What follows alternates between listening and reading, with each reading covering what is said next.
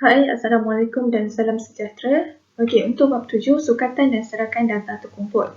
Okey, untuk grup kami, ketua adalah Wong Ziyi dan ahli kumpulan Chua Kai Wen, Lo Zoe, So Ziti dan saya Nur Husnina Huda binti Ismail. Okey, untuk 7.1 ialah serahkan. Okey, untuk dalam kelas ialah ukuran julat bagi suatu pembahagian data dan saiz dalam kelas kita boleh cari menggunakan nilai data terbesar tolak nilai data terkecil bahagi dengan bilangan kelas. Okey, kita tengok contoh. Tentukan saiz dalam kelas apabila diberi bilangan kelas iaitu 4 dan dalam kotak ini adalah data. Okey, nilai tertinggi ialah 99 dan nilai terendah ialah 61. Kita menggunakan formula saiz dalam kelas data tak terkumpul sama dengan 99 tolak 61 bahagi dengan 4. Kita dapat 9.5. So, kita dapat saiz dalam kelas ialah 10. Okey, seterusnya adalah had bawah dan had atas.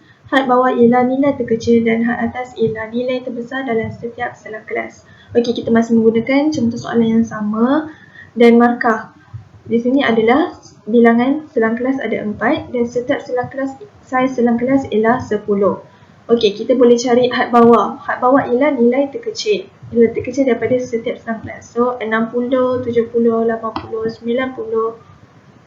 90 ialah had bawah dan had atas 69, 79, 89 dan 99 had atas. Okey, seterusnya titik tengah. Cara yang mudah ialah titik tengah sama dengan had atas tambah had bawah bahagi dengan 2. Untuk setiap selang kelas kita menggunakan had bawah dan had atas bahagi dengan 2, kita akan dapat titik tengah 64.5 untuk selang kelas yang pertama, 74.5 selang kelas kedua, 84.5 selang kelas ketiga dan 94.5 selang kelas yang keempat. Okey, yang seterusnya sepadan atas dan sepadan bawah. Sebelum saya tunjukkan teknik yang mudah untuk sepadan atas dan sepadan bawah, kita tengok dulu menggunakan formula. Okey, sepadan bawah, had atas kelas sebelumnya dan had bawah kelas itu bahagi dengan 2. Okey, saya tunjukkan untuk selang kelas yang kedua. Sepadan bawah, kita cari had atas kelas sebelumnya. Had atas selang kelas sebelumnya untuk kelas kedua ialah 69 tambah dengan had bawah kelas itu. Had bawah kelas itu ialah 70 bahagi dengan 2. So, kita akan dapat 69.5. Dan untuk sepadan atas menggunakan formula had atas kelas itu dan had bawah kelas selepasnya. Okey, had atas kelas itu ialah 79 tambah dengan had bawah kelas selepasnya. Kita untuk cari sepadan atas, had atas kelas itu dan had bawah kelas selepasnya ialah 80 bahagi 79 tambah 80 sama bahagi 2 dan sama dengan 79.5. Okey, ini menggunakan formula. Kalau kita teknik yang mudah, kita kurangkan daripada kurangkan 0.5 daripada had bawah. Contoh untuk selang kelas yang terakhir 90, kita nak cari sepadan bawah, kita kurangkan 0.5. So, kita dapat 89.5. Dan untuk sepadan atas pula, kita tambahkan 0.5 daripada had atas. Had atas untuk selang kelas yang terakhir ialah 99, kita tambah 0.5. So, kita dapat sepadan atas ialah 99.5. Okey, seterusnya ialah kekerapan longgokan. Kekerapan longgokan ialah hasil tambah kekerapan bagi suatu selang kelas itu dengan jumlah kekerapan kelas-kelas sebelumnya. Okey, kita dah cari selang kelas. Okey, kekerapan kita tengok daripada data yang diberi dan kekerapan longgokan ialah tambah kekerapan bagi suatu selang kelas dengan kekerapan sebelumnya. Okey, untuk selang kelas yang pertama 60 hingga 69, kekerapannya adalah 3 dan kita selang kelas sebelumnya adalah kosong, kita tak ada nilai, tak ada kekerapan. So, kita sama dengan 3. Dan untuk seterusnya kita tambah kekerapan selang kelas yang kedua 6. So, jadi kekerapan longgokan 9 dan kita tambah dengan 7 balik dan kita dapat 16 dan kita tambah untuk selang kelas terakhir adalah kekerapan yang adalah 4 dan kita dapat 20 untuk kalau nak confirmkan kita ada kekerapan longgokan yang ada 20, kita tengok pada data kita ada berapa? 1, 2, 3, 4 1, 2, 3, 4, 5 5 kali 4 adalah 20. So data kita ada 20, kita punya kekerapan longgokan pun ada 20. Untuk histogram ialah satu perwakilan grafik yang telah dikumpulkan dalam julat dengan menggunakan palang bersebelahan dan tinggi palang dalam histogram mewakili kekerapan suatu kelas. Ini graf histogram dan paksi Y ialah kekerapan. Paksi X kita boleh pilih mana-mana daripada selang kelas atau titik tengah ataupun sepadan bawah dan atas. Seterusnya saya tunjukkan cara lukis histogram menggunakan sepadan atas dan sepadan bawah. Pilih skala yang sesuai pada paksi mencancang, wakilkan kekerapan paksi mencancang dan sepadan kelas pada paksi mengufuk. Paksi mencancang ialah kekerapan yang paksi Y dan paksi X ialah sepadan kelas. Lukis palang yang mewakili setiap selang kelas dengan lebarnya sama dengan saiz selang kelas dan tingginya berkadaran dengan kekerapan. Kita tengok contoh. Kita lihat contoh untuk graf histogram iaitu jisim 26 hingga 30, 31 hingga 35, 36 hingga 40, 41 hingga 45 dan 46 hingga 50 kilogram. Dan kita dapat kekerapan dan kita cari sepadan bawah dan sepadan atas sama ada menggunakan formula ataupun kurangkan had bawah dan tambahkan 0.5 untuk had atas. Mula-mula kita perlu buat paksi Y dan paksi X. Paksi Y ialah kekerapan dan paksi X jisim yang menggunakan sepadan bawah dan sepadan atas. Dan kita buat graf histogram mengikut kekerapan setiap selang kelas. Untuk poligon kekerapan iaitu graf yang memaparkan data terkumpul menggunakan garis lurus dengan cara menyambungkan titik tengah setiap kelas pada hujung atas setiap palang dalam histogram. Ini graf poligon kekerapan. Paksi Y ialah kekerapan dan paksi X titik tengah sahaja. Dan kita perlu tambah kedua-dua hujung antara graf kita letak kekerapan kosong. Ini cara lukis poligon. Yang pertama, tandakan titik tengah pada atas palang setiap selang kelas.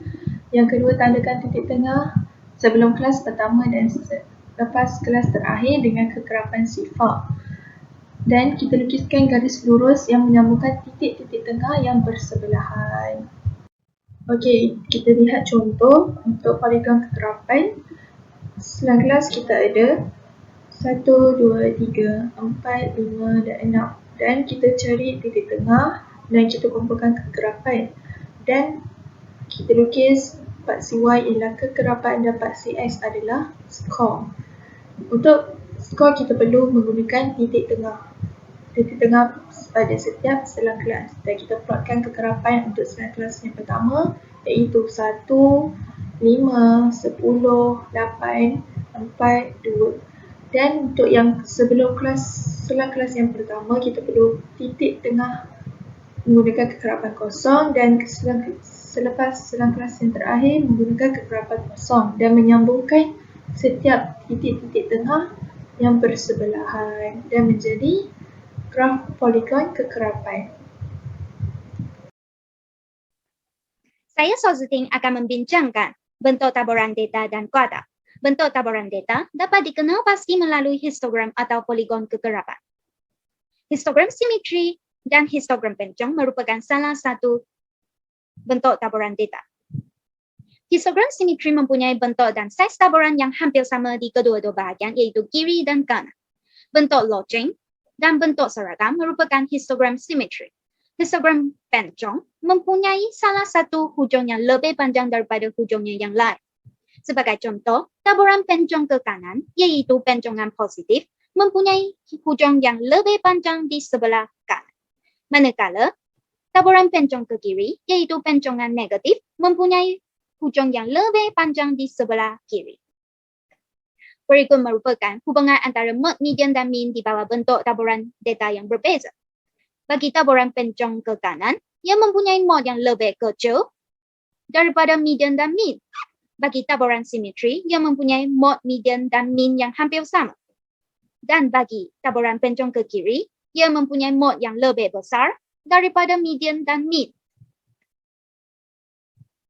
Bentuk taburan yang lain daripada histogram simetri dan histogram pencong, iaitu bentuk U, bentuk J, bentuk J songsang, dan bentuk bimod. Bimod mempunyai dua puncak. Seterusnya, kami lihat kepada graf Ogive. Apakah itu graf Ogive? Graf taburan kekerapan yang dipamerkan dengan melukis suatu lengkung kekerapan longgokan dikenali sebagai Ogive. Inilah contoh graf Ogive. Seterusnya, kami lihat kepada langkah-langkah membina graf Ogive. Langkah yang pertama, tambahkan satu kelas sebelum kelas pertama dengan kekerapan sifar. Cari sepadan atas dan kekerapan longgokan setiap kelas. Langkah yang kedua, plot kekerapan longgokan dengan sepadan atas yang sepadan.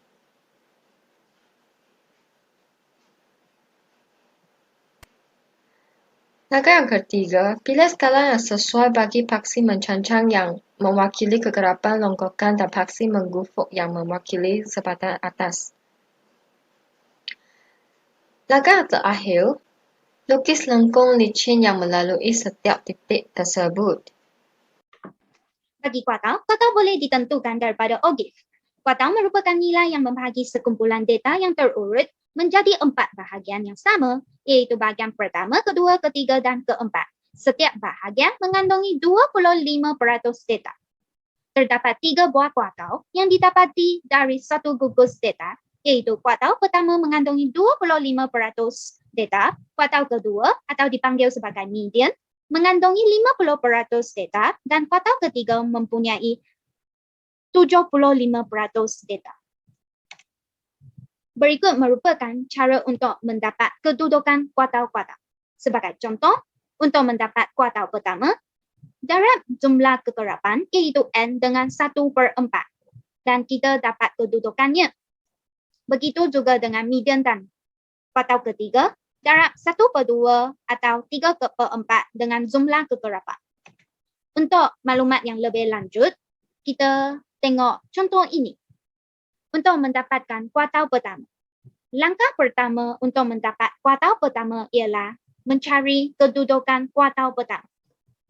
Darab N iaitu jumlah kekerapan dengan 1/4 kita dapat 15. Seterusnya, lukis garis mengufuk sehingga bersilang dengan Ogive dan tarik ke bawah. Kita dapat nilai 100 dan 99.5 miligram garam dan itu ialah kuartal pertama kita. Berikut merupakan kuartal penjelasan untuk kuartal pertama.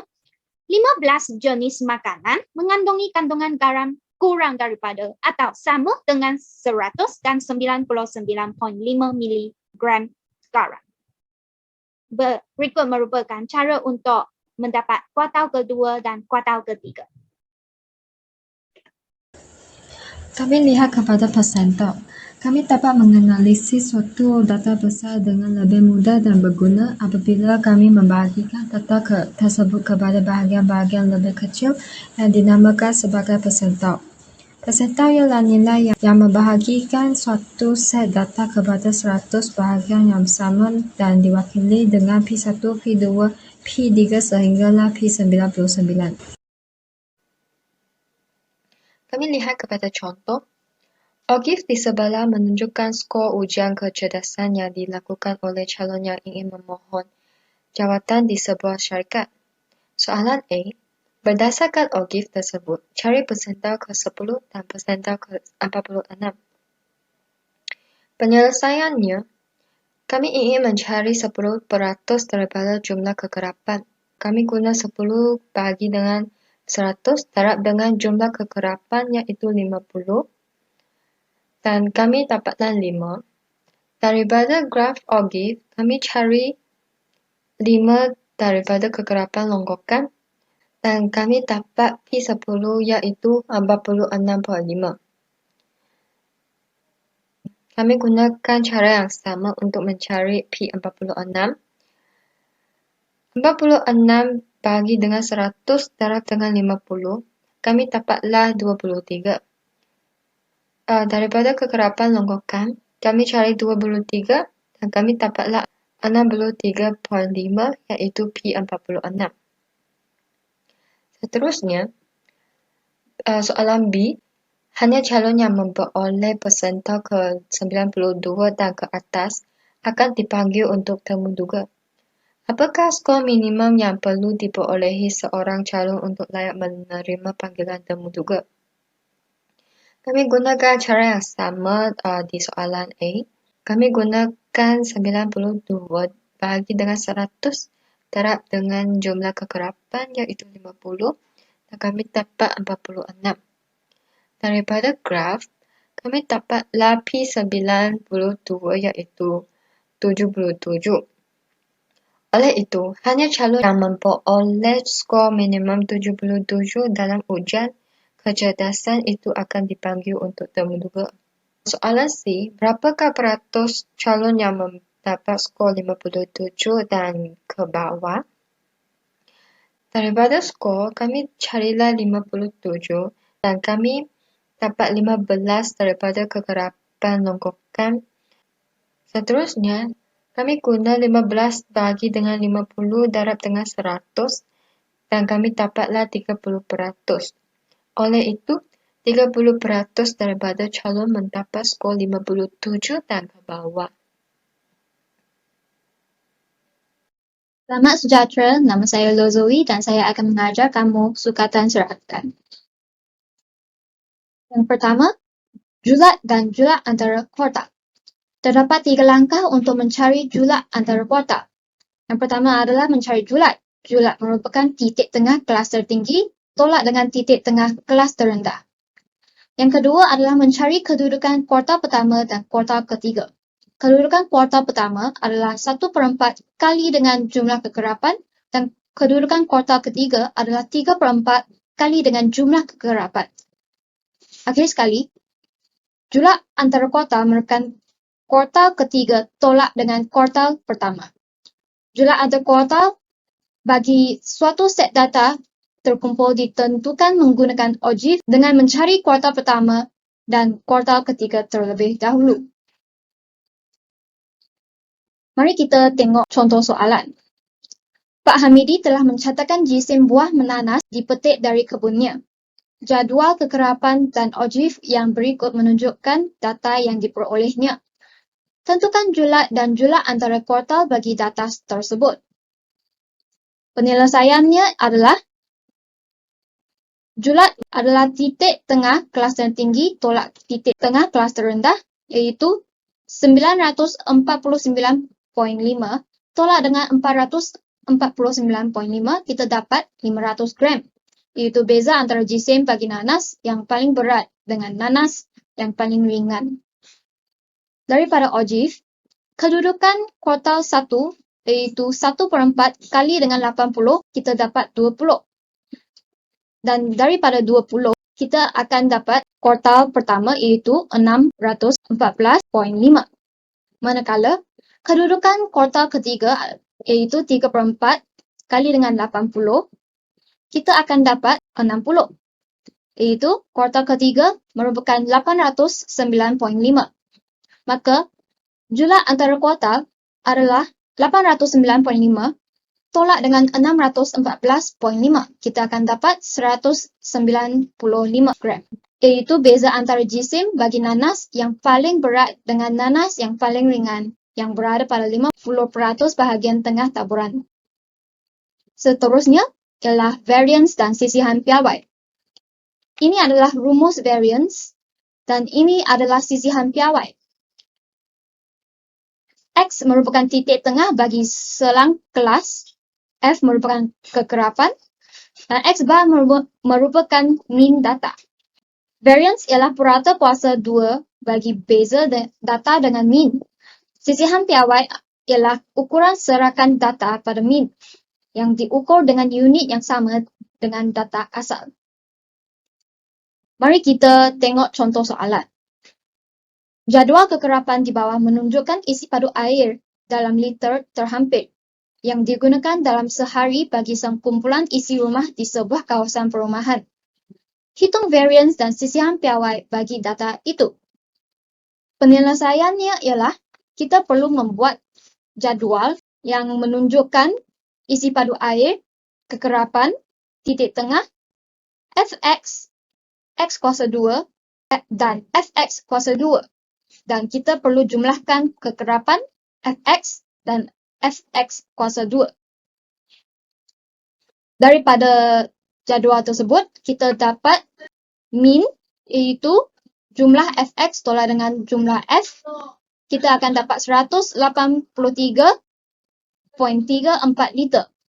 Dan variance kita adalah 229.19 liter kuasa 2. Sisihan piawai pula adalah 15.14 liter. Sekarang kita akan belajar tentang plot kotak. Plot kotak ialah satu kaedah untuk memaparkan kumpulan data berangka secara grafik melalui kuartal berdasarkan 5 nilai, iaitu nilai minimum, kuartal pertama, median, kuartal ketiga dan nilai maksimum. Seperti histogram dan poligon kekerapan, bentuk taburan data juga dapat dikenali pasti melalui plot kotak. Gambar raja ini merupakan taburan simetri. Kerana garis median berada di tengah dan kotak dan sungut adalah sama panjang. Yang ini adalah taburan pencong ke kiri. Garis median memotong kotak menjadi tidak sama saiz. Dan jika bahagian kiri kotak lebih besar, maka taburan data ialah pencong ke kiri. Dan ini adalah taburan pencong ke kanan, kerana bahagian kanan kotak lebih besar. Sungut kiri dan sungut kanan mewakili skor di luar median. Jika kotak dibahagi dengan saiz yang sama tetapi sungut kiri lebih panjang daripada sungut yang kanan, maka taburan pencong ke kiri atau sebaliknya. Sekarang, kita tengok contoh soalan. Ogive di sebelah menunjukkan jisim dalam gram bagi 90 biji belimbing yang dicatatkan. Bina satu plot kotak berdasarkan ogive tersebut dan seterusnya menyatakan bentuk taburan data tersebut. Penyelesaian untuk A adalah daripada ogive kita dapat tahu nilai minimum adalah 80 dan nilai maksimum adalah 150. Kedudukan kuartal pertama adalah 22.5, maka kuartal pertama adalah 116. Manakala kedudukan median iaitu kuartal kedua adalah 45. Oleh itu, kuartal 2 adalah 123. Dan kedudukan kuartal ketiga berada di tempat 67.5. Oleh itu, kuartal ketiga adalah 128. Plot kotak boleh dilukis seperti ini. Data ini mempunyai taburan pencong ke kiri kerana bahagian kiri plot kotak lebih besar daripada bahagian kanan plot kotak. Soalan tambahan. Jadual kekerapan di atas menunjukkan jarak dalam meter dan graf di sebelah adalah graf ogive. Tentukan titik tengah kelas terendah, titik tengah kelas tertinggi, julat dan julat antara kuartal dan median. Hitung variance dan sisihan piawai, bina satu plot kotak dan tentukan bentuk taburan data tersebut. Untuk penyelesaian soalan A, titik tengah kelas terendah adalah 15.5 dan titik tengah kelas tertinggi adalah 75.5. Oleh itu, julat kita adalah 60 meter.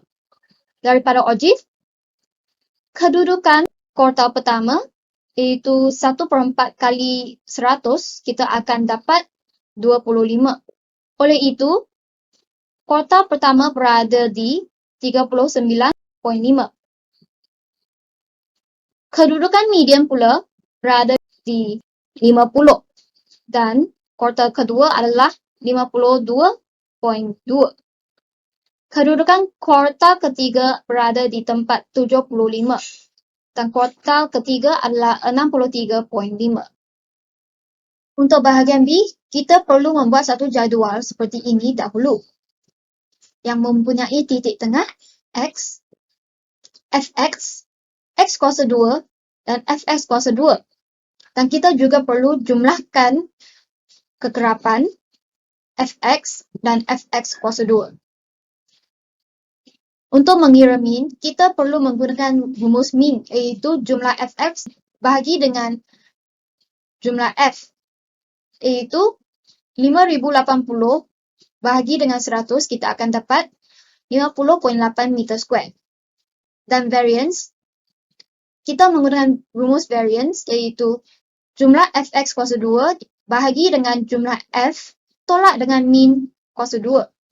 Dan kita akan dapat 266.91 meter kuasa 2. Dan sisihan piawai pula adalah punca kuasa 2 variance. Kita masukkan nilai variance dalam punca kuasa tersebut dan kita akan dapat 16.34 meter. Untuk bahagian C, kita telah dapat nilai kuartal pertama, kuartal kedua dan kuartal ketiga daripada bahagian A dan nilai terendah adalah 11 meter manakala nilai tertinggi adalah 80 meter. Kita akan melukis blok kotak menggunakan GeoGebra. Dalam GeoGebra, kita masukkan sinteks box plot ini dan menggunakan sinteks terakhir. Selepas itu, kita akan masukkan nilai-nilai kuartal pertama, kuartal kedua, kuartal ketiga dan juga nilai terendah dan tertinggi dalam sinteks tersebut. Seterusnya kita akan dapat blok kotak yang kita hendaki. Mari kita tengok video cara membuat blok kotak menggunakan GeoGebra. Dalam GeoGebra, kita tuliskan box plot dan menggunakan sinteks terakhir. Selepas itu, kita masukkan nilai 10, 5, 11, 39.5, 52.2, 63.5 dan 80, kita akan dapat blok kotak yang kita kehendaki. Data ini mempunyai taburan pencong ke kiri kerana bahagian kiri blok kotak lebih besar daripada bahagian kanan blok kotak. Itu sahaja daripada saya. Sekian, terima kasih. Bagaimanakah membanding dan mentafsir dua atau lebih set data terkumpul berdasarkan sukatan serakan yang sesuai? Sebagai contoh, seorang ahli botani menyemai 40 sampel anak benih pokok bunga raya daripada dua hybrid yang berbeza, A dan B. Diameter bagi kedua-dua hybrid ini diukur bagi tujuan pengawasan dan pengawalan rapi supaya pokok bunga raya menghasilkan kelopak yang mekar. Jadual kekerapan di bawah menunjukkan diameter bunga bagi hybrid A dan hybrid B.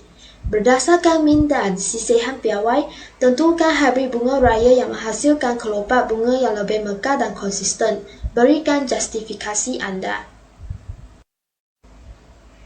Penyelesaian bagi soalan ini adalah pertama sekali, bagi bunga raya hybrid A, binakan jadual kekerapan untuk dapatkan nilai titik tengah X, Fx, X2 dan Fx2. Selepas itu, dapat cari nilai summation F, summation Fx dan summation Fx2. Dengan nilai-nilai yang ada, bagi bunga raya hybrid A, min adalah summation Fx bahagikan summation F dan min adalah 14 cm. Bagi sisihan piawai adalah punca kuasa 2 summation fx square bahagikan summation f tolak min kuasa 2 dan jawapan adalah 0.64 cm. Guna cara yang sama bagi bunga raya hybrid B. Min bagi bunga raya hybrid B adalah 14.1 cm dan sisihan piawai adalah 0.7 cm. Mengikut kehendak soalan, tuliskan justifikasi anda. Hybrid A menghasilkan kelopak bunga lebih mekar kerana minnya lebih besar daripada hybrid B, iaitu 14.35 cm lebih besar daripada 14.1 cm dan sisihan piawainya yang lebih kecil iaitu 0.64 cm lebih kecil daripada 0.7 cm menunjukkan diameter kelopak bunga yang lebih konsisten. Seterusnya, bagaimanakah menyelesaikan masalah yang melibatkan sukatan serakan bagi data terkumpul? Contoh soalan iaitu, suatu tinjauan dijalankan di sebuah pasar raya bagi mengkaji tempoh masa dalam jam yang diambil oleh pelanggan untuk membeli barang di pasar raya itu. Hasil tinjauan tersebut ditunjukkan dalam ogif di sebelah. Soalan A. Bina jadual kekerapan bagi masa yang diambil oleh pelanggan untuk membeli barang di pasar raya itu dengan kelas seperti berikut. B. Seterusnya, anggarkan min dan sisihan piawai bagi data tersebut. Untuk menyelesaikan soalan seperti ini terdapat 4 langkah. Langkah yang pertama, memahami masalah, menentukan min dan sisihan piawai daripada ogif. Langkah yang kedua, merancang strategi, iaitu A. Membina jadual kekerapan daripada ogif dan B. Menghitung min dan sisihan piawai menggunakan rumus. Langkah yang ketiga, melaksanakan strategi. Binakan jadual kekerapan, masa, jam dan bilangan pelanggan. Isikan kelas yang diberi daripada soalan dan kekerapan bagi bilangan pelanggan boleh dapat daripada ogif. Dan B. Carikan nilai titik tengah X, Fx, X square dan Fx square, summation F, summation Fx dan summation Fx square untuk dapatkan min dan sisihan piawai. Min adalah 1.75 jam dan sisihan piawai adalah 0.55 jam.